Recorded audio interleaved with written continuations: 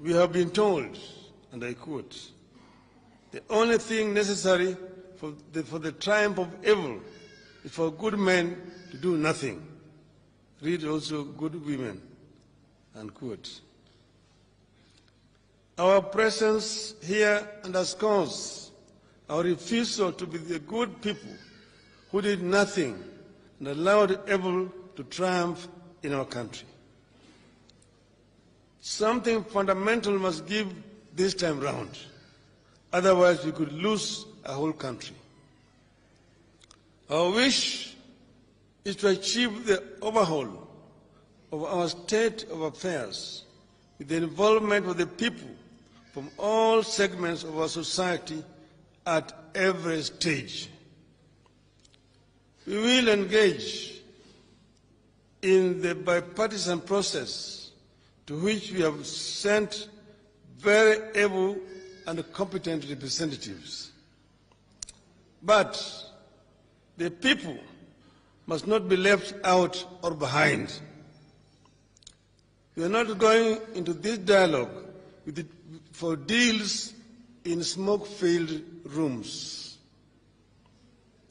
We are going into this to secure and safeguard fundamental life and death gains for the people and the country.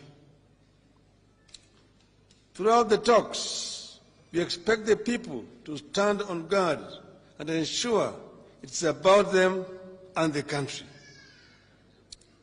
That's why we are gathered here today, so that people can consult and engage and be watchful. We must refuse to be party to the subterfuges of the past that are glossed over and compromised on fundamental issues for expediency.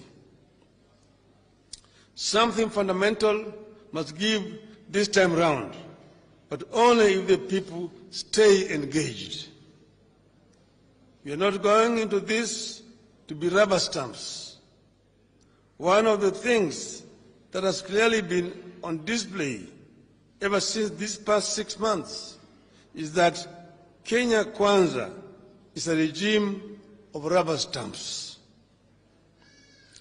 Subsidies are being removed from food, fuel, electricity, and school fees, exposing people to suffering, and Kwanza rubber stamps it as okay.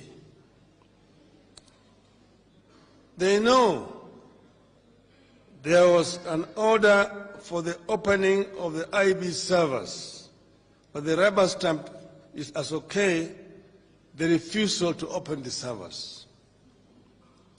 They know the buying of MPs to switch sides undermines our hard-won multi-party democracy, but they still rubber stamp it as okay. People are being appointed to and sacked from the civil service on tribal lines, but Kwanza rubber stamps it as okay. You have not agreed to participate in the bipartisan process to be another rubber stamp for Kwanza. That has to be understood from the outset.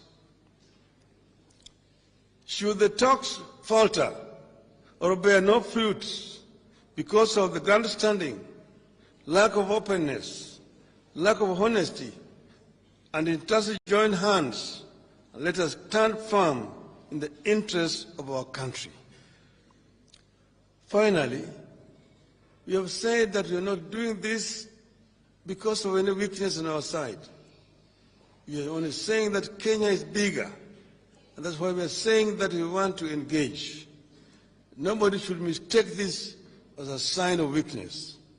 We have embraced these talks before, but there must be talks which are going to be held with equal respect, mutual respect, and also with time in line with the law.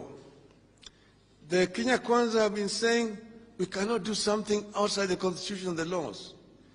No law actually stops a dialogue outside parliament. In fact, we have had this before. When we are in a crisis,